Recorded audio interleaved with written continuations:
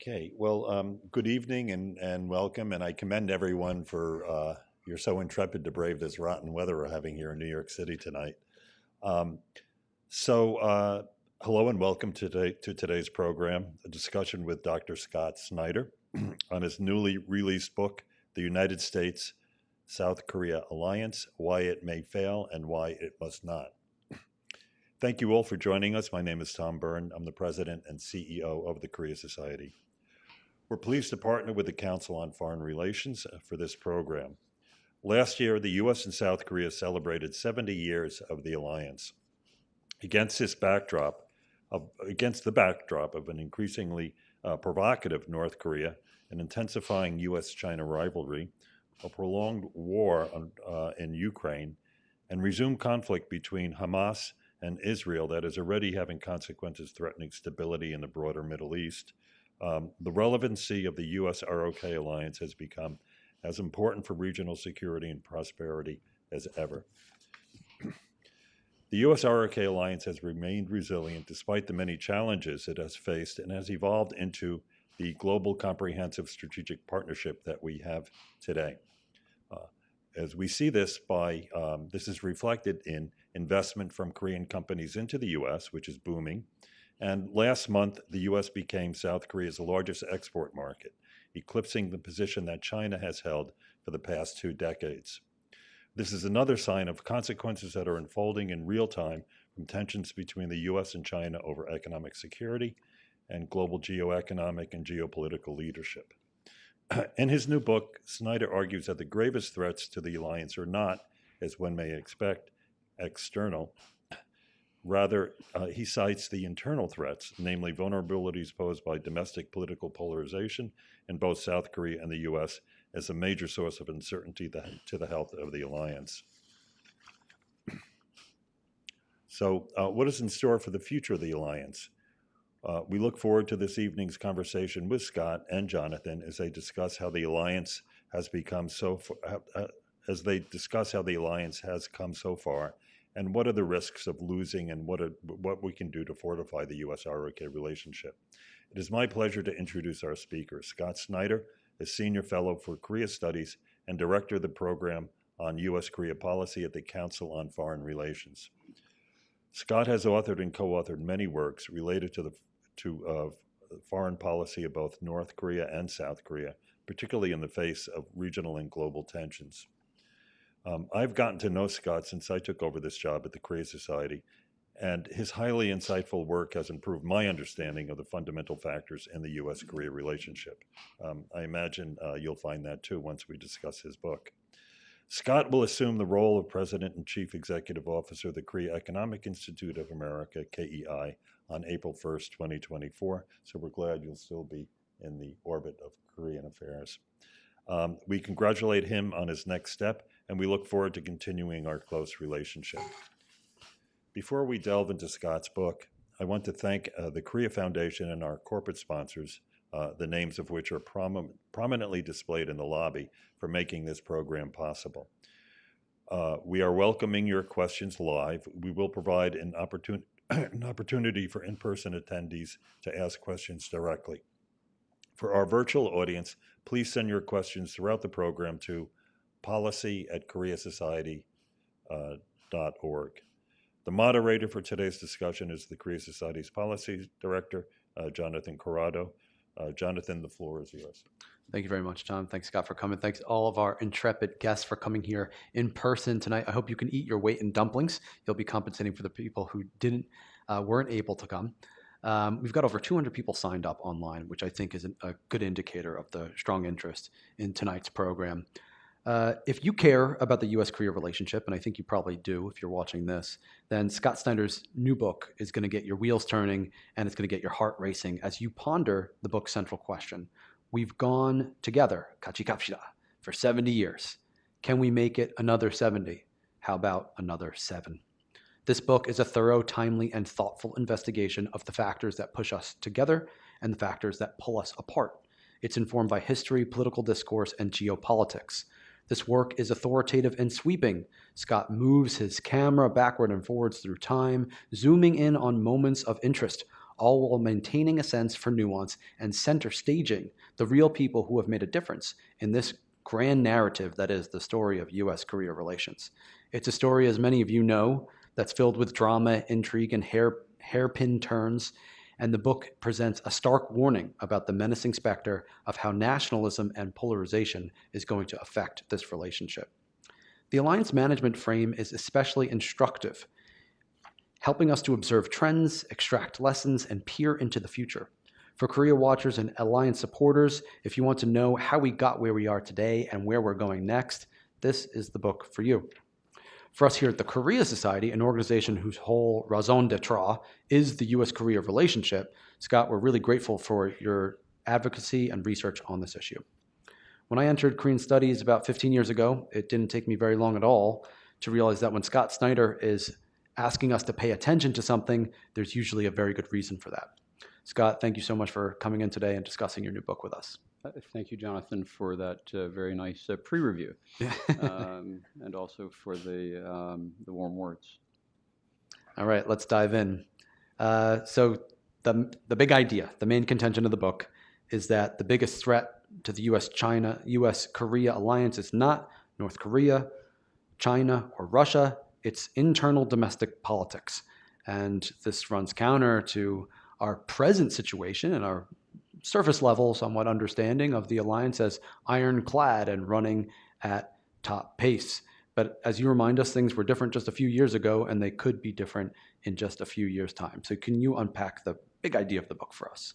Sure. I mean, basically, we plan for external threats.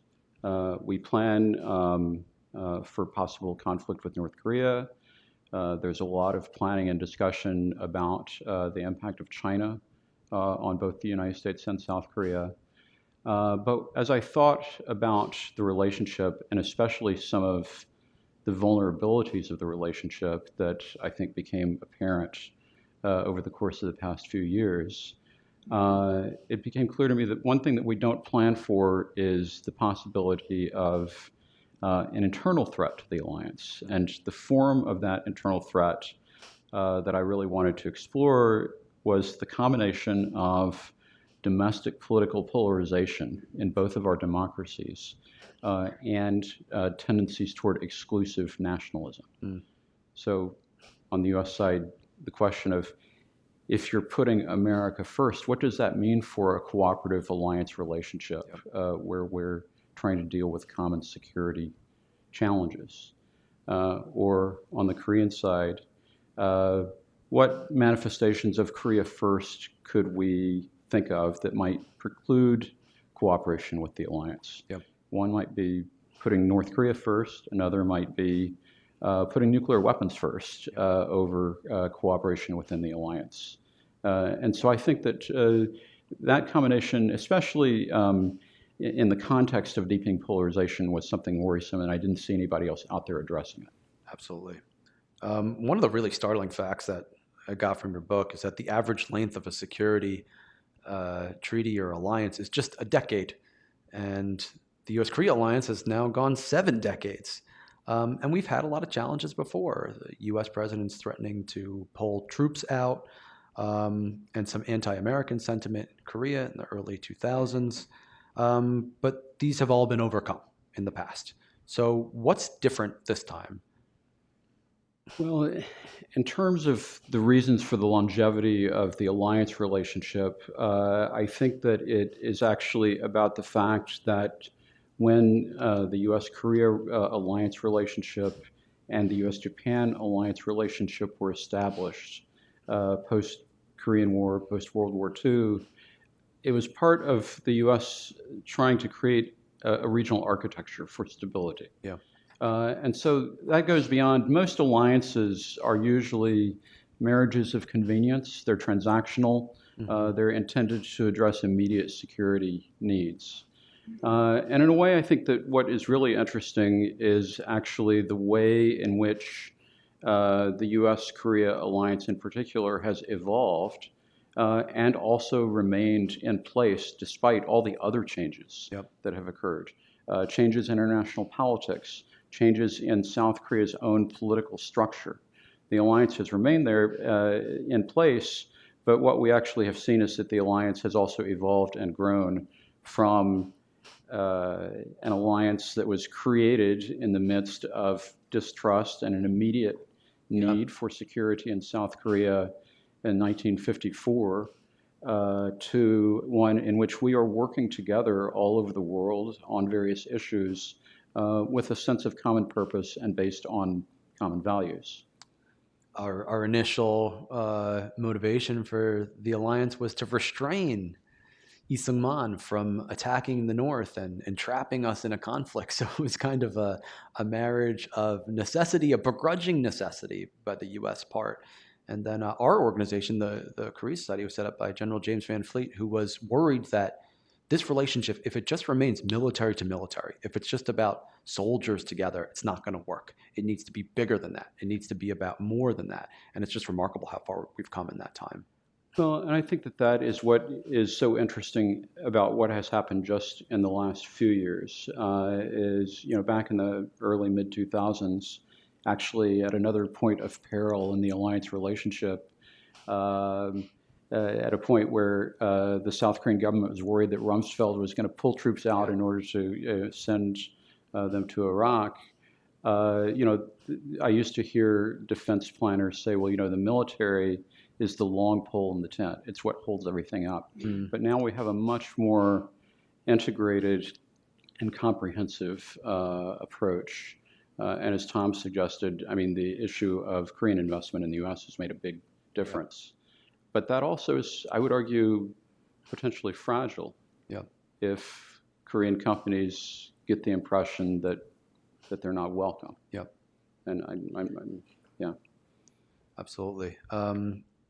Hoping we could talk about the external security threats a little bit. So you point out that many of the regional security threats have the effect of pushing the United States and South Korea closer together. But there are a few, such as North Korean influence operations and U.S.-China rivalry and technological competition, that have the opposite effect. So can you talk about these threats? And despite them, you argue that the U.S.-Korea alliance is the best way forward to counter these, and if you could put some logic behind that as well.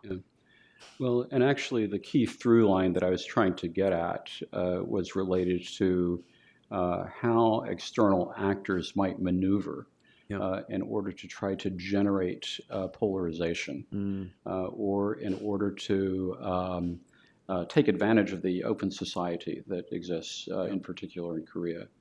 And so in order to do that, I looked at some documented cases that discuss North Korean infiltration or influence operations into South Korea and the way that that can become a source of polarization. I think we see it playing out even today in certain cases. There's the shadow of the national security law, but what I tried to do was to look at a particular constitutional case in which the court had to make a decision about whether or not to outlaw a political party. And very recently, I thought this was going to be decades ago. This was like mid-2010s. And it's actually very interesting as a case of a court trying to grapple with what are the limits of free expression. And in this case, I think because the leader of the party was actually advocating revolution and specifically trying to incite attack on critical infrastructure, the court came down making a decision that that party needed to dissolve. And so, you know, there's a resonance, I think, with some of the current judicial actions here. Certainly. In the U.S. And can you just remind our viewers about what the North Korean influence was on this particular party? Well, in this particular case, it was evidence that the North Koreans were trying to communicate with this party leader and provide him with instructions on when and how to foment dissent in South Korea.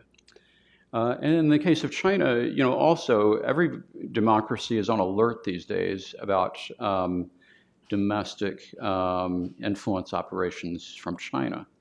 And actually, in the case of South Korea, the period that I cover I wouldn't say necessarily that we see a lot of direct evidence of China actively intervening in South Korean domestic politics. That actually came more last summer with the Chinese ambassador making a presentation at which he invited the opposition leader on his red lines for China-Korea relations, and that generated a bit of a backlash. But rather, what I ended up doing was really looking at the ways in which South Koreans were debating how to manage the U.S.-China rivalry. And so I explore that. And then also I do deal with the issue of the securitization of technology and the pressure that the U.S. is putting on South Korea to limit provision of cutting edge or manufacture of cutting edge semiconductors in China.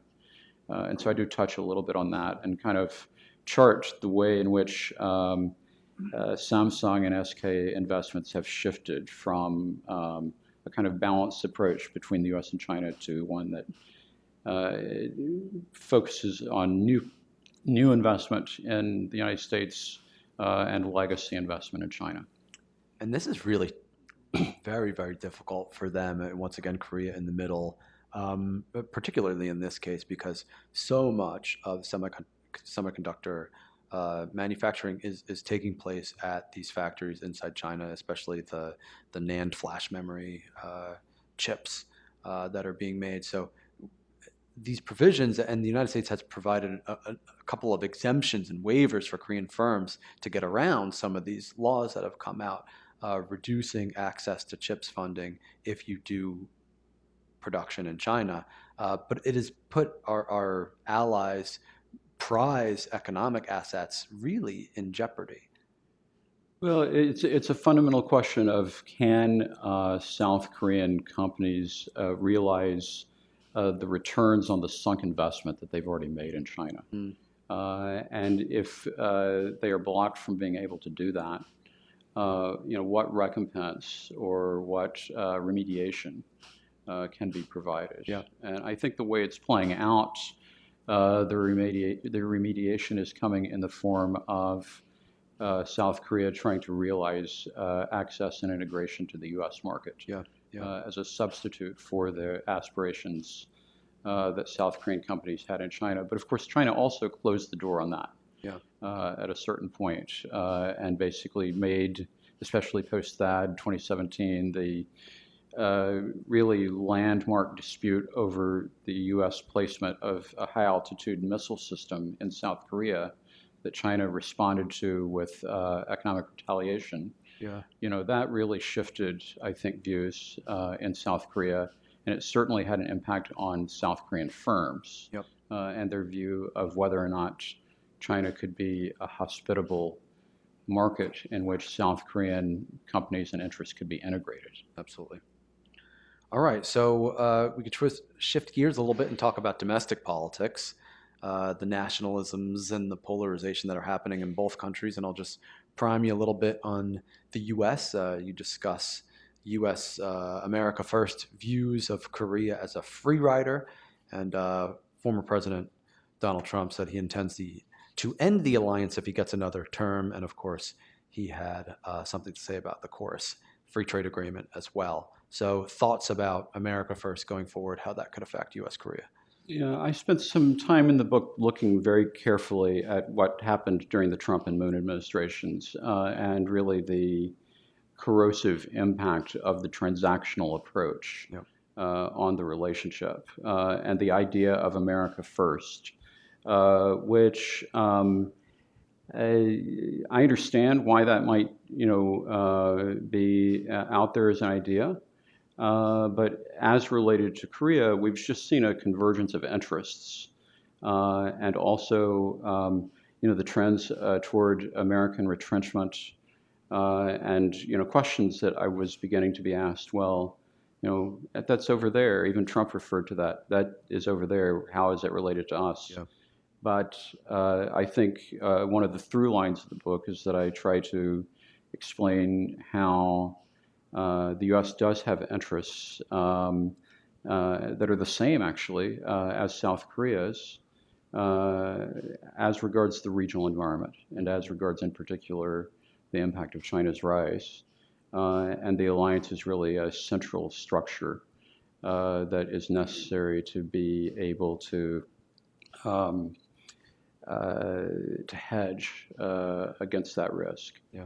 And then on the South Korean side, we see, well, there is a tension in the Trump administrations pretty continuously over, well, how much should South Korea be allowed to do with North Korea? Yeah. Because, yes, President Trump was focused on his bromance with Kim Jong-un, but at the same time, his administration was applying unprecedented sanctions pressure on North Korea. And South Korea was looking for ways to relax some of that, to get the North Koreans some of the carrots that they were looking for. And so that was a source of tension that tended to make the alliance less effective. And then more recently, we saw last year the debate about whether or not South Korea needs to pursue nuclear parity with North Korea, and the doubts about U.S. credibility of its commitment to use nuclear weapons in defense of South Korea. And so those are both examples of threats that come about as a result of placing your own interest above the alliance interest, and that can be corrosive to the relationship. And from the right and the left in Korea, right? That's right. If we could game it out a little bit, what happens, do you think, if South Korea decides to acquire or develop a nuclear weapon? That's day one. What's day two? I think, those are hypothetical questions that they're path dependent, right? And so a lot depends on how things happen and when they happen. Yeah. And I think that, we've seen one response. The Biden administration response was Washington Declaration and the Nuclear Consultative Group, and really trying to integrate and institutionalize nuclear planning between the U.S. and South Korea. If I go back to what candidate Trump said in the 2016 election, he might take a different approach. Yeah. He might say, the South Koreans should have the ability to defend themselves, but I think that that may come at a cost to the alliance relationship, because then truly there would be the argument that, South Korea should just take care of its own defense. Yep.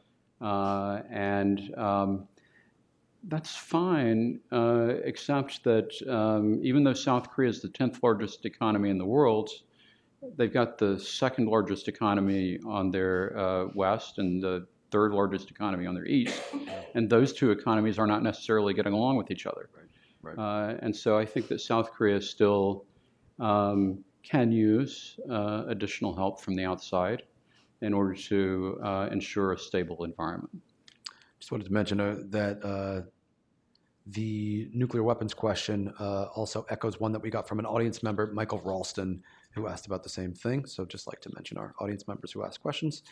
So let's stay in hypothetical land and talk about a perfect storm scenario. We've got an America first president here in the U.S. and then a Korea first in Korea. What does that look like? Well, so the interesting thing, one of the things I should have mentioned earlier that, really piqued my interest is that we've had all this institutionalization of alliance structures. But if you go back and read the Mutual Defense Treaty, either side can terminate the alliance with 1 year's notice. Yeah. Right? And so the legal foundation and the customary foundation are different from each other. Yeah. We have customary cooperation that is rather deep, and we now have institutionalization that, frankly, even if one side or the other were to decide to try to abrogate the alliance relationship, it would take far more than a year, far more time than 1 year for us to be able to disaggregate all the ways in which we're intertwined with each other. Yeah. But the perfect storm scenario is really one in which both sides are non-cooperative, the alliance is degraded, and then the question becomes, well, what are the costs and consequences of that degradation? Yeah. And I essentially argue that the U.S. Faces a less effective alliance architecture because almost all the weight of its forward presence in Asia is going to be borne by Japan. And South Korea is also a little bit untethered from the alliance relationship and kind of lost in a rather hostile regional security environment. Yeah. And so, I wanted to explore that hypothetical question of basically what would both sides, how would both sides, either side's respective interests be affected by the idea of alliance degradation or possibly even dissolution. Yeah. And so I tried to play that out in the book. And one of the things that you mentioned is it's highly ironic that if the alliance were to be dissolved, we could find ourselves in a repeat of what happened before the Korean War. U.S. troops all pull out, leaving behind just a skeleton crew, and that opens up the conditions for an invasion, a scenario that then the U.S. decides, oh wait, let's pour our troops back in there, and the same thing could happen again. Exactly, and I did not necessarily want to, and didn't in the book, suggest a direct repetition of that theme, but it's more the idea that there may be another rhyme in our historical interactions with each other. There's something that we've seen before, that ultimately there is a strategic component to the U.S. Alliance relationship with South Korea and Japan that serves a direct security interest of the United States. Because in the absence of those alliances, suddenly, if the balance shifts, the Pacific can be a vector of threat or attack to the U.S. mainland. So that's the selling point to those people who are not interested in Korea whatsoever, but just interested in America's self-interest. And your argument is still works. Well, I think that's the argument that I made. To be fair, I mean, ultimately, that's really Mike Green's argument. He does that in much greater depth in some of his work. But as I looked at the alliance relationships, I think, and played out this hypothetical, I think that I could see why he was making that assertion. I want to draw attention to one of the other hypotheticals. So you wrote that North Korea could provoke the South following a U.S. withdrawal in order to test South Korean readiness and shape the field of the negotiation of a new status quo. Thought that was interesting. Hoping you can unpack that a little bit. Well, what I was really trying to get at is, it's the transition moments that potentially could pose the greatest risk. And also, the North Koreans, I think, would be very sensitive in the context of alliance degradation or dissolution to a South Korean rush to try to even the playing field on the nuclear front. Mm-hmm. And so that actually incentivizes North Korea to take early action in one form or another in order to be able to negotiate from a position of strength. Because once South Korea achieves some form of nuclear parity, it basically leaves us with the conventional balance, which is in South Korea's favor, right? So for North Korea, the dissolution of the alliance, the moment of opportunity and the moment of greatest risk actually comes right at the beginning of that window.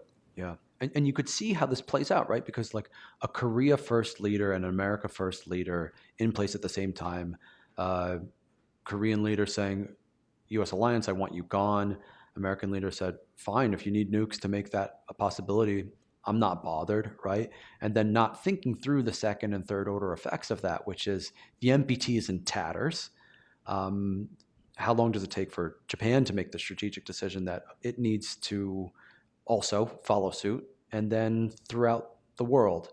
So pretty alarming that there is that possibility of a little congruence there? Well, and so it's really interesting, especially right at this moment where the alliance is more institutionalized than ever before, and we're bound together more closely than ever before. It would make sense that there is greater sensitivity on both sides to fears of entrapment Yeah, as a result of actions that one side or the other could take. yeah, And that fear of entrapment is going to spike in the context of America first or Korea first rhetoric or arguments. yeah, yeah. You talk about some of the other stakeholders in the alliance because the pressure this time uh, against the alliance is coming from the top down rather than the bottom up. Before it was the bottom up. But there's all these other groups that are interested and supportive of the alliance, places like the Korea Society and KEI, places like investors, the business community, the Congress, all these bureaucracies who have become devoted to the cause of U.S. Korea alliance and relationship. So, how influential could their role be if they were to be really tested by a nationalist leader who wants to put pressure or drive a wedge in the relationship? Yeah. Well, and a lot of the arguments that I have in the book, really stem directly from the debate that we had ongoing about what and how President Trump might do things when he was in office. And there was a lot of comparison to the Carter administration at that time. Yeah. And of course, in the context of the Carter administration, there was discussion about withdrawal, but ultimately it was the bureaucracy and the national security arguments that prevailed. Yeah. President Trump, a leader like him would be much more top-down and therefore less restrained, first by the swamp or the fact that there's a lot of bureaucratic coordination. Yeah. And yet, if you're interested in sustaining the alliance, that coordination and institutionalization is actually one asset that you have at your disposal to try to thwart that particular impulse. Right, right. But also, what I noticed is that the Congress during the Trump administration quietly was more active in trying to find ways to restrain President Trump Yeah. in areas where he posed a threat to alliance cooperation. And then the other factor that I think is really critically important, actually on both sides, is public support for the alliance relationship. Yeah. And that's where, on the one hand, there's a pretty strong reservoir of support for the alliance with Korea on the U.S. side and vice versa at this moment. But it's also very plausible to imagine that fiery campaign rhetoric of one sort or another under the banner of America First might actually shift some of that dynamic in terms of public opinion. Yeah. And Yeah. people could start to say, well, okay, we like the Koreans. We don't like the threat posed by North Korea. We can understand where they're, the U.S. should stand, in support of South Korean security. But, it's really far away. Mm-hmm. It's not in our interest to get involved. Maybe we should let them handle it, which was the core, I think, of the transactional argument that Trump was putting forward. Right. Hoping to talk a little bit about Korean autonomy within the military alliance. So today, U.S. nationalist voices are calling for Korea to increase its monetary contribution to the alliance, even threatening to abrogate if not. At the same time, there are more moderate U.S. voices calling for operational control transfer, which would see the CFC, the Combined Forces Command, led by a ROK commander, a Korean commander, with a U.S. deputy. On the one hand, a very capable and a little bit more autonomous Korean partner would be a stronger alliance asset. But on the other hand, these kinds of conversations really feed abandonment fears inside Korea.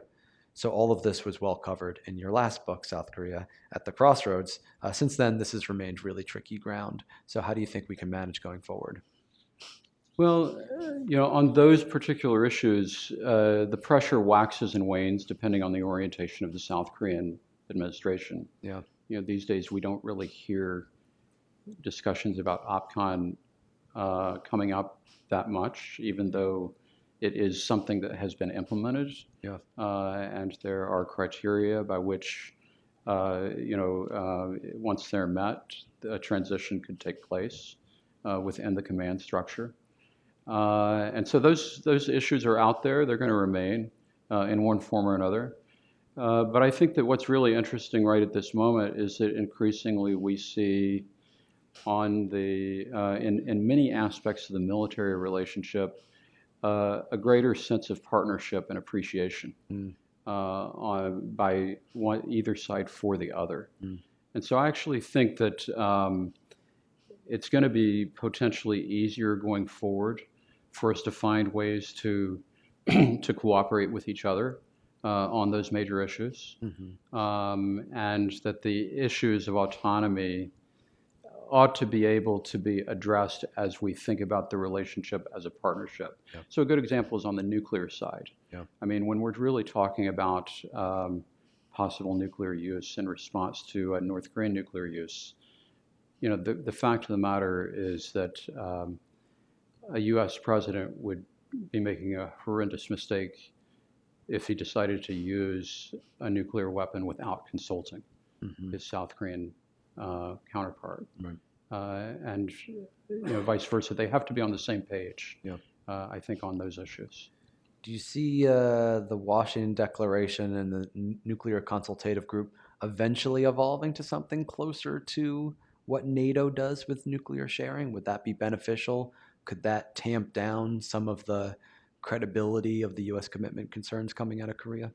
Well, I think that the Washington Declaration and the Nuclear Consultative Group ultimately are going to have to develop on their own path bilaterally, not necessarily with reference to what happens in NATO as a model. That's a multilateral structure. Yeah. And there's a lot more moving parts. And I'm not sure that it really is a fit for what is needed between the U.S. and South Korea. Yeah. The more interesting question is actually how far will South Korea get in terms of, in a way, I would argue that the question of who controls decisions on nuclear use is actually the most difficult and issue in terms of attaining a sense of partnership across the board. Yeah. It's the one issue where I think the U.S. is going to be tempted to try to hold on to the decision-making authority, even though in many other aspects of the relationship we see integrated defense structures. We see cooperation off the peninsula in various forums. Yeah. But in a way, the one area that I think is the greatest test of the concept of kachi kapshida, doing it actually together, is going to be on these questions of nuclear planning.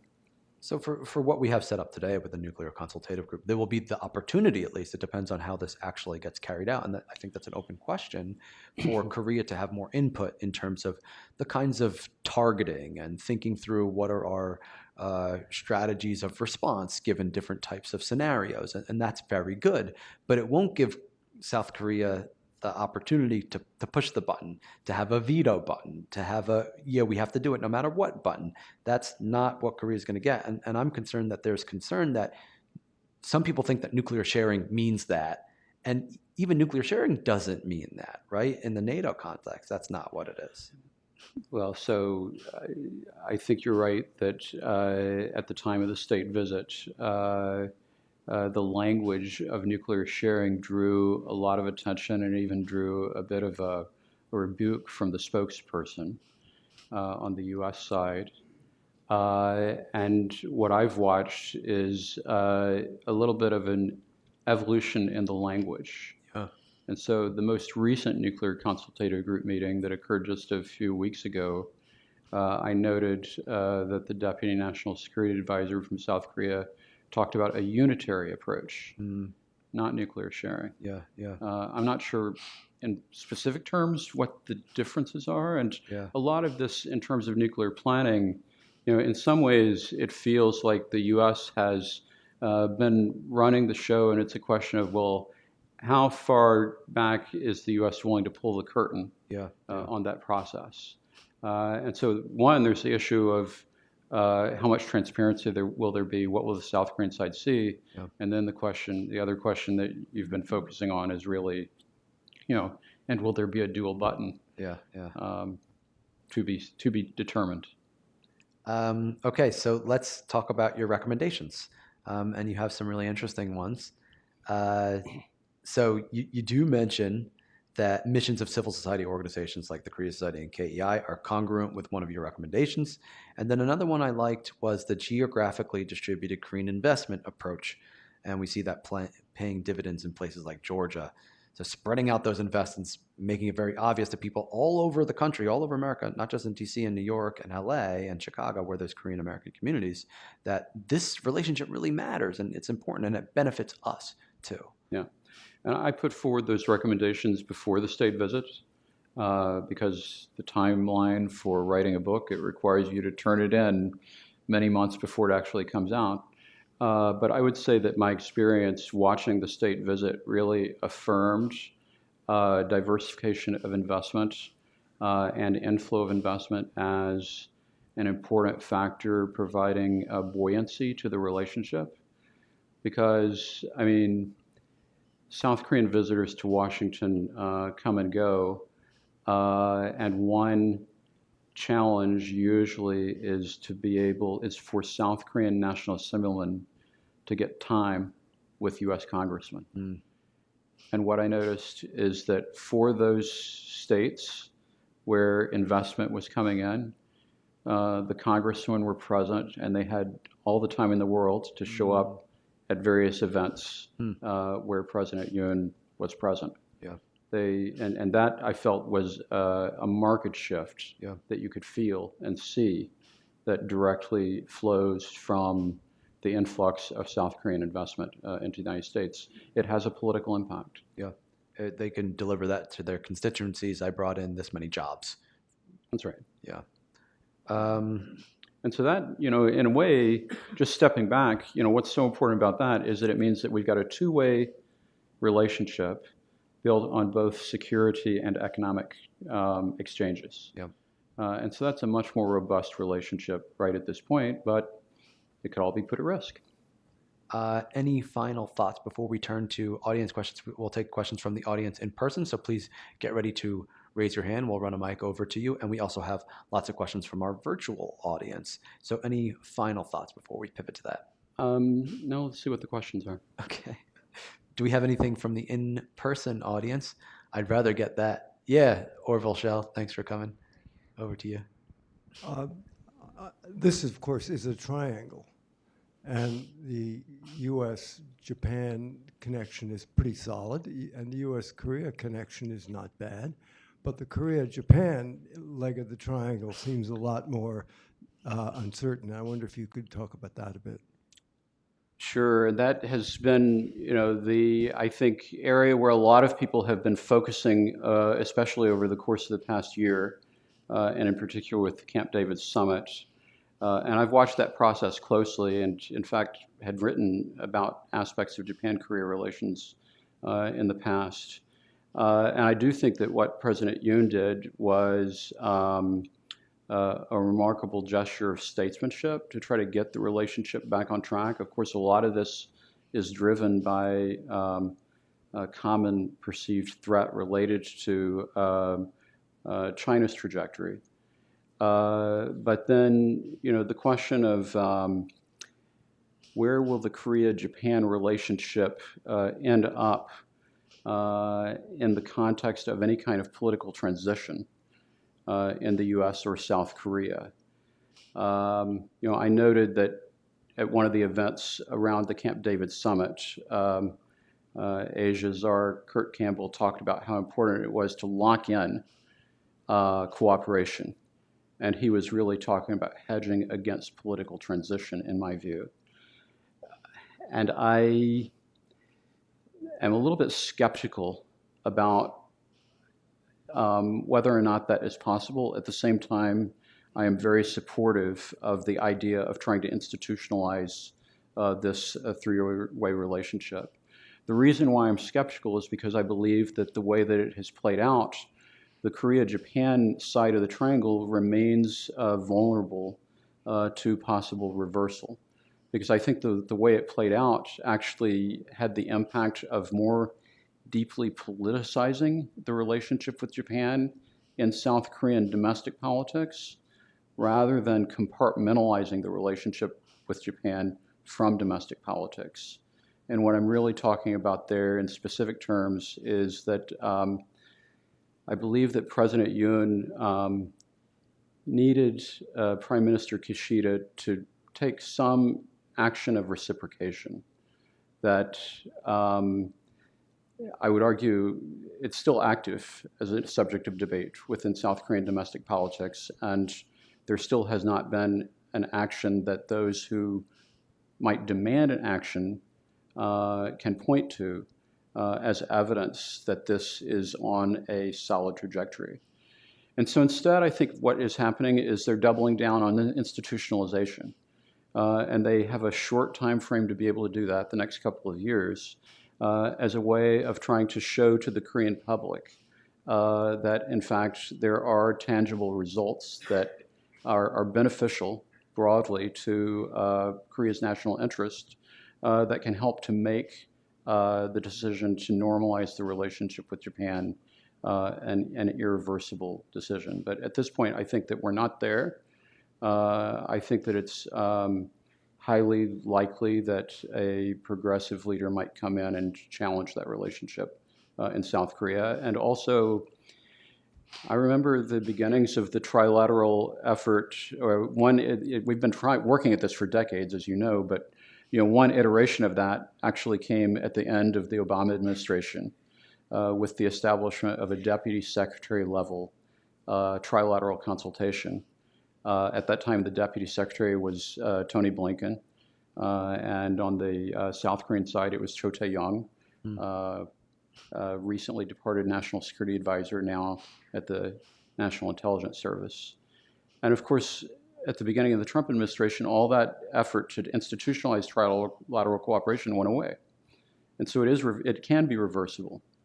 And the question is basically, can enough momentum be created toward institutionalization of the relationship that it provides tangible evidence to satisfy the South Korean public that there's something in this that is more beneficial than the costs. Because I do think that within the South Korean domestic politics, there are still perceived costs as related to the historical legacy that has not yet been fully addressed from their perspective on the Japan side.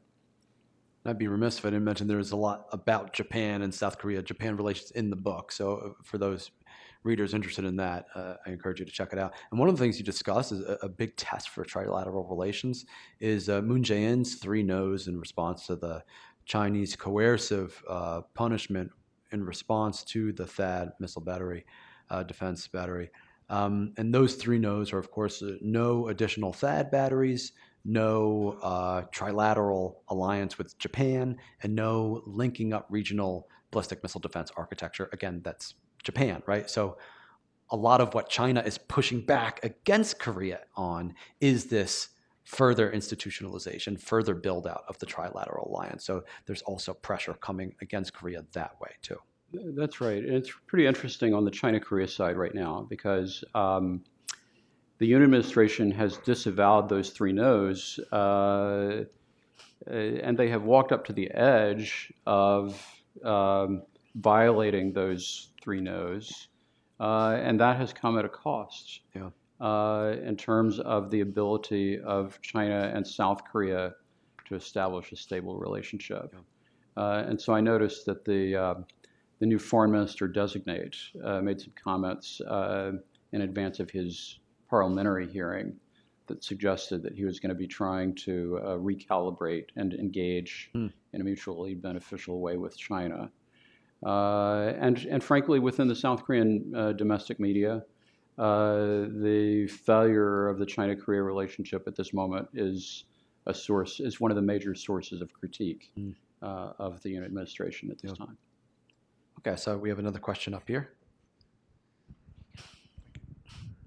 Well, Orville asked my original question, but I wanted to follow up. Could you talk a bit about the role that the arts may play in strengthening relationship between the two countries, U.S.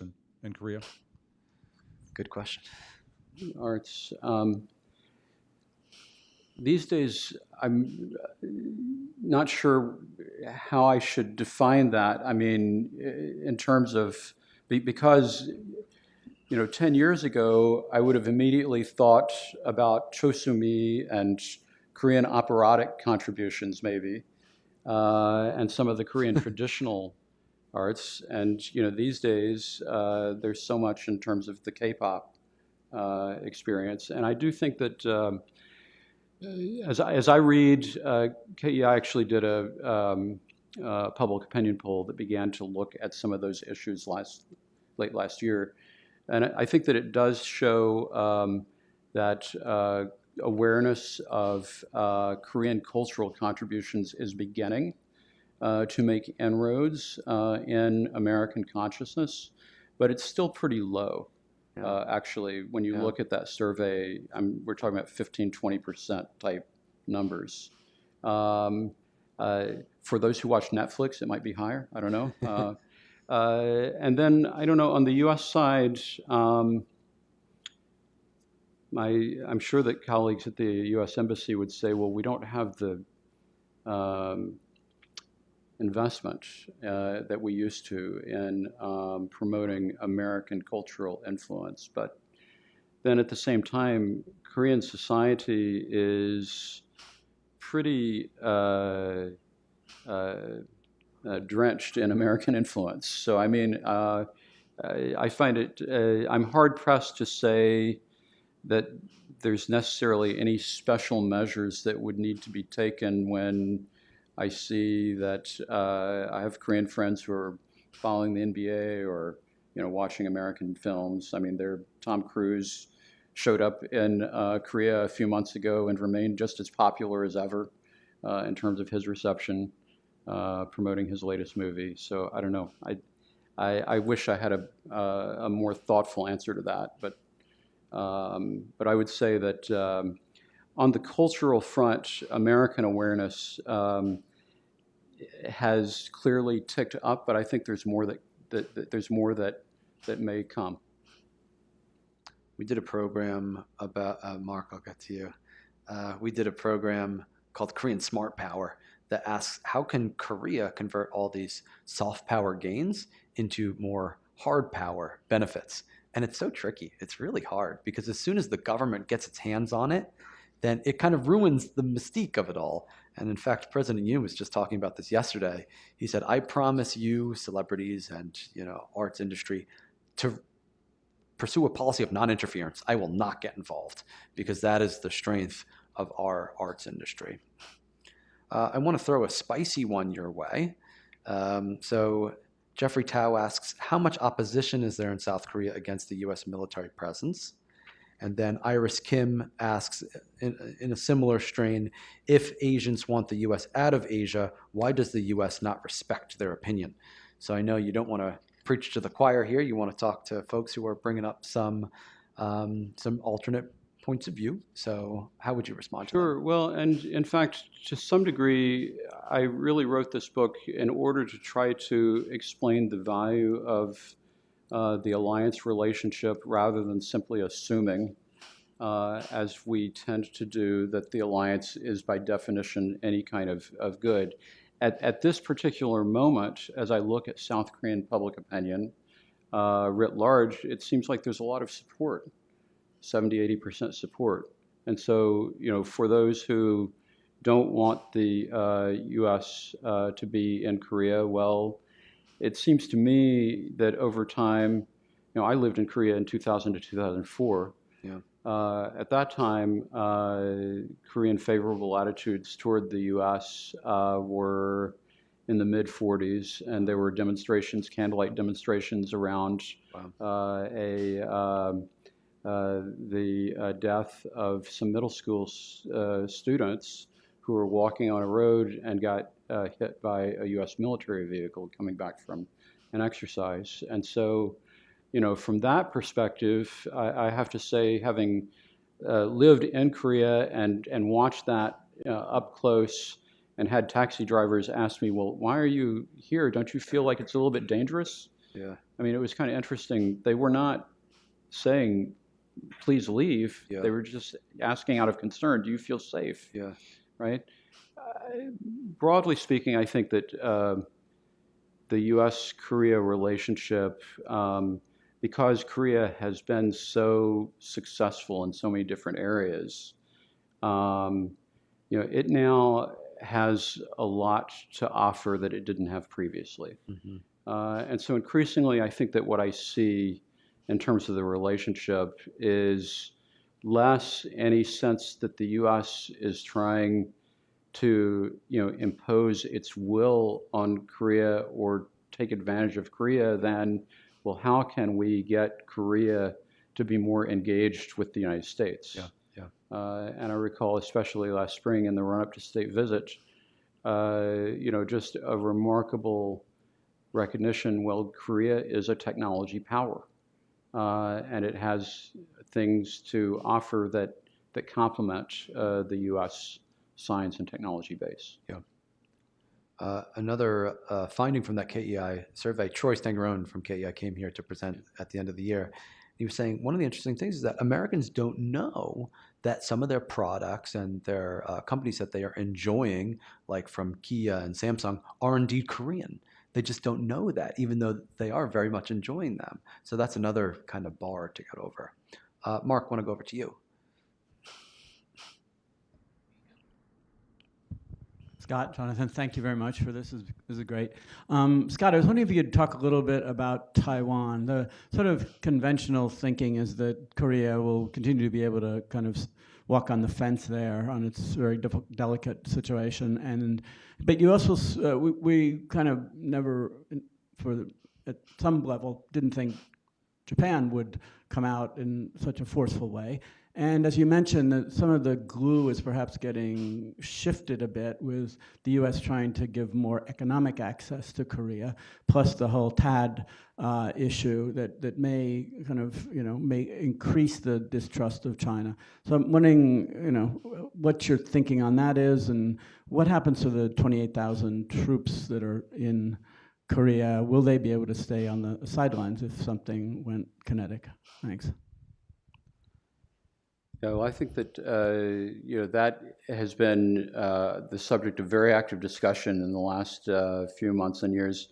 What I notice is that South Koreans, especially at the Ministry of Defense, they don't really want to talk privately or publicly very much about Taiwan.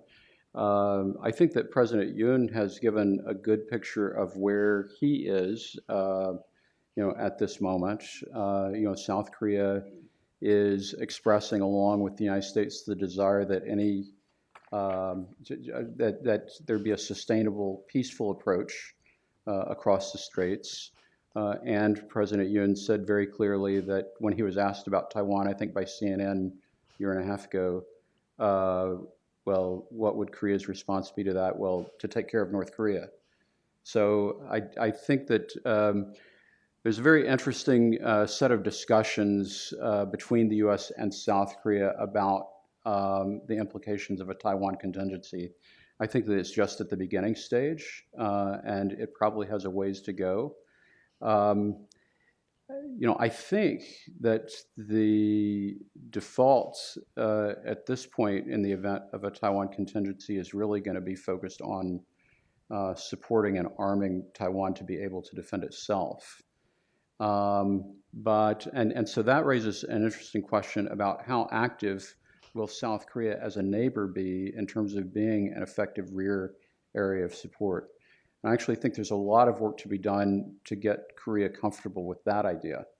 I think that at this moment is a potential point of tension if there were indeed a conflict to break out.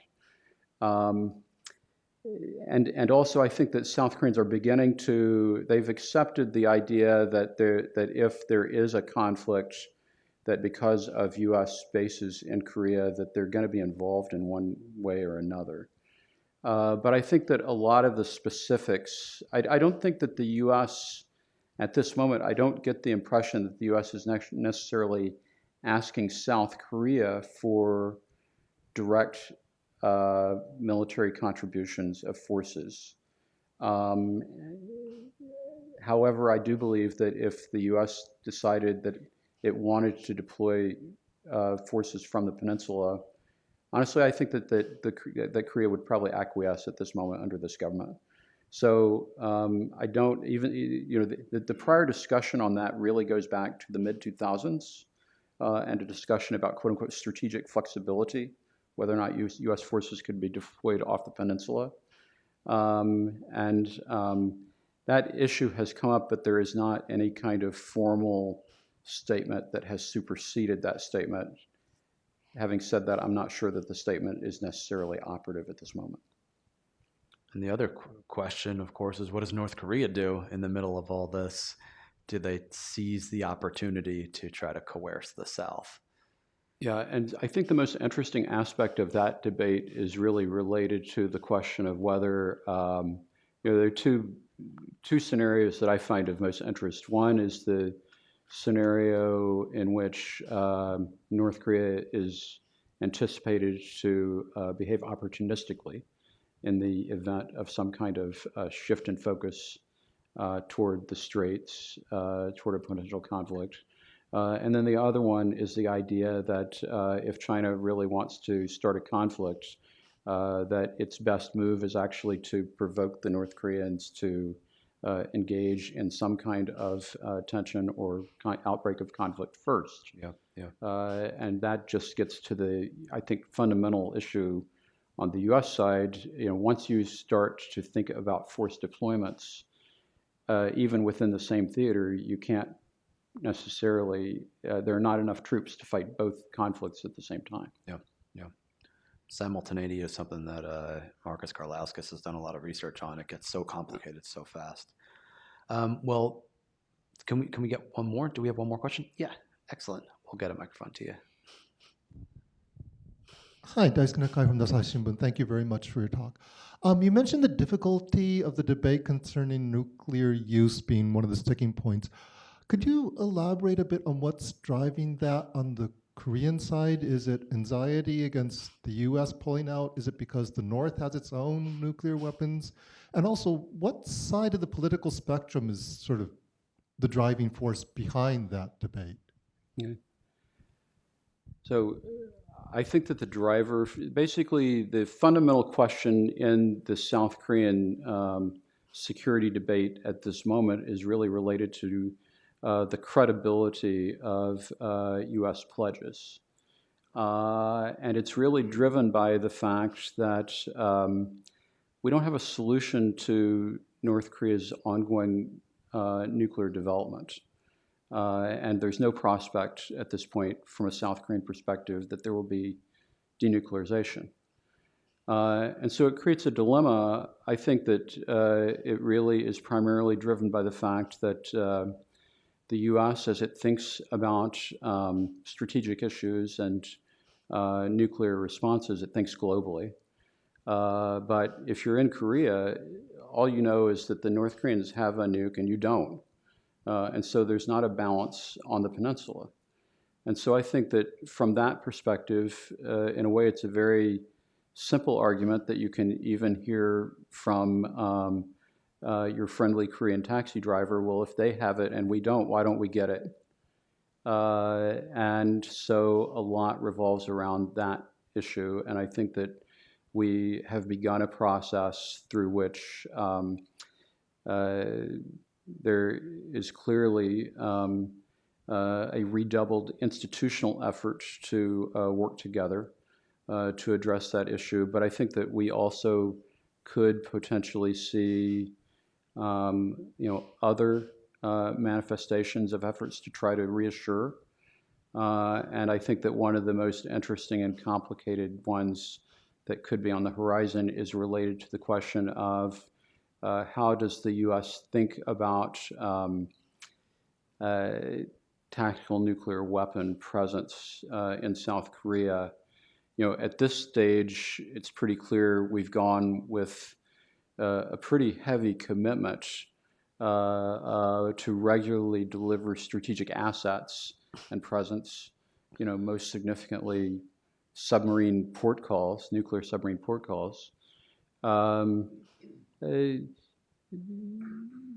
But those issues, I mean, it's easy to see how if North Korea keeps on developing its nuclear capabilities and does not stop, at some point, it's plausible to imagine that the U.S. is faced with some pretty strong demands from South Korea that it's going to be very hard to argue that there's an alternative solution to. And so that's really interesting because for the past 50 years, there has been, since Park Chung-hee's effort to develop a nuclear capability, there's been this strong dichotomous approach in the U.S.-Korea relationship to thinking about nuclear acquisition.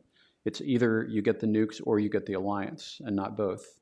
And so I think the really interesting question for the future, it's actually the one that the Chosun Ilbo signaled at the time of the state visit, was, well, why can't we have the nukes and the alliance? And I think that there is probably a lot more discussion ahead of us about how those two concepts interrelate with each other.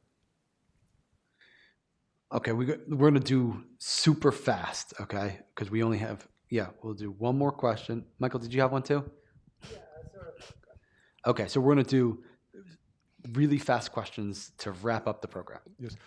If there are any claims for any territory of South Korea besides North Korea, and also could be considered South Korea be under the nuclear umbrella of North Korea? Okay, so let's take Michael's question too, and then we'll wrap it up. So Michael, we'll get the microphone to you right now. Yeah, so it's sort of touched upon by a lot, but I think like the biggest internal threat from both sides is the populist anti-alliance opinion, and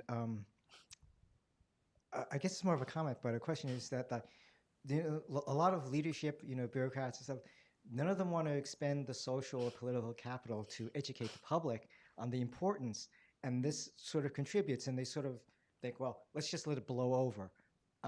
And is there any way to be more active, because there's a fear of the political social capital they have to expend? In the U.S. South Korea relationship you're talking about? Yeah, the U.S. South Korea, okay. to do more education. Okay, great. So a couple questions on the field. First, does South Korea claim any external territory, and can it be under North Korea's nuclear umbrella? So some unconventional thinking. Well, the North Koreans actually, I think, at one point hinted at that back in the mid-2000s. It was not received very well in South Korea. As related to territorial disputes, I mean, there is a maritime dispute with a small feature between Korea and China called Iodo. And then, of course, we all know that there's an island between Korea and Japan that both sides claim that has hobbled the relationship for quite some time. So with regard to public education for the alliance, I do believe that governments should be investing in educating their publics, and actually that we can try to support each other in that regard in the U.S. and South Korea. And Jonathan has already mentioned that's part of what the Korea Society does. It's what my future organization, KEI, is very much focused on, is just what does it mean for us to work together, and how do we do that as effectively as possible.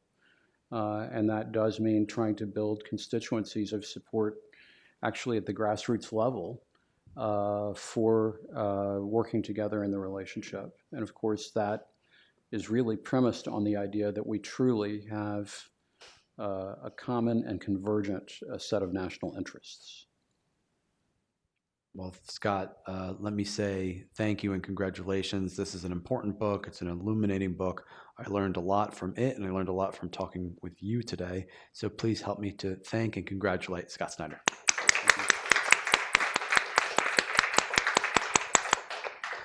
So we're back here January 31st for a program with Professor Moon Chung In, Rumbles of Thunder on the Korean Peninsula. Please join us for that. Check us out at koreasociety.org to see our other programs upcoming and to consider joining us as a member. Thanks very much, everybody. Have a wonderful evening and stay dry.